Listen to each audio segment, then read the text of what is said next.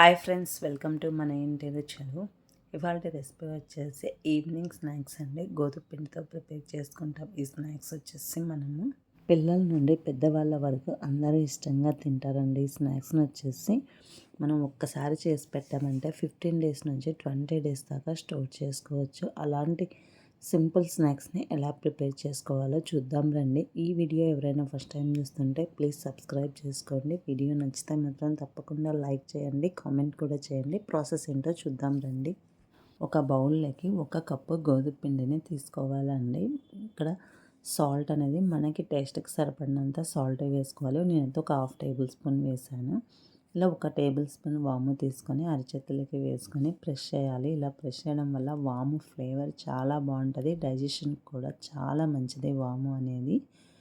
ఇక్కడ ఒక 2 టేబుల్ స్పూన్ల ఆయిల్ తీసుకున్నానండి. ఇలా ఆయిల్ తీసుకున్నాక పిండికి అంతా బాగా పట్టించాలి ఆయిల్ అంతా. ఇలా మనం లోపల దాకా పిండిని బాగా కలుపుకున్నాక కొన్ని వాటర్ వేసుకుంటూ పిండి ముద్దని రెడీ చేసుకోవాలి. ఇక్కడ చపాతీ పిండిలాగా కలుపుకోవాలండి. మనం ఒకేసారి వాటర్ ఎక్కువ వేసేసామనుకోండి లూజ్ అయ్యే ఛాన్స్ ఉంటుంది పిండి ముద్ద అనేది. ఇలా కొన్ని వాటర్ వేసుకుంటూ పిండి ముద్దని రెడీ చేసుకోవాలి మనము. ఇలా పిండి ముద్దని రెడీ చేసుకున్నాక మనము 1 టేబుల్ స్పూన్ ఆయిల్ వేసి పిండిని మళ్ళీ బాగా కలుపుకోవాలి.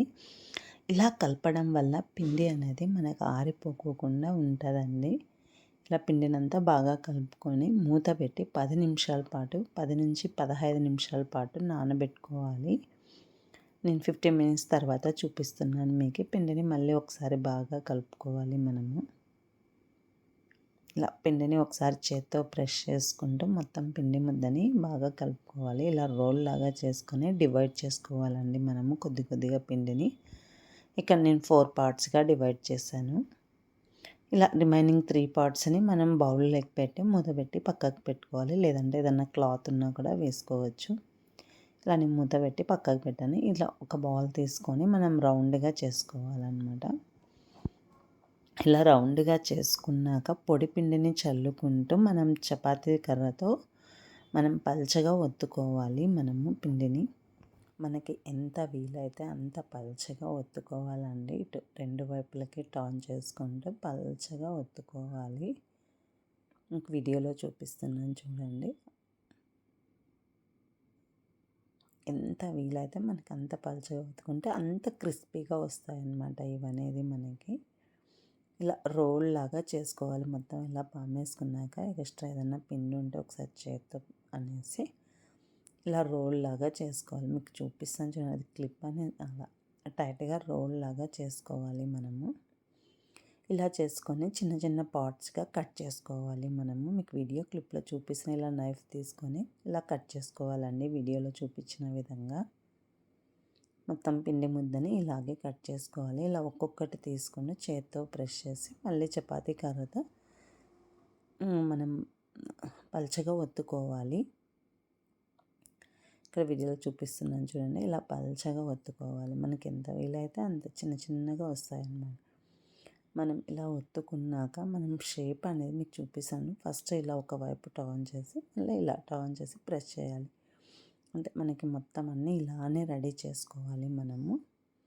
ఇలా బాగా ఆయిల్ హీట్ అయినప్పుడు లో ఫ్లేమ్లో పెట్టి వేసేసేయండి. ఒక్కొక్కటి వేసుకోండి. మనం మీడియం ఫ్లేమ్లో కానీ ఆయిల్ ఎక్కువ కూడా హీట్ అవ్వకూడదు అనమాట. అప్పుడే రెడ్గా వచ్చేస్తాయి మనకి.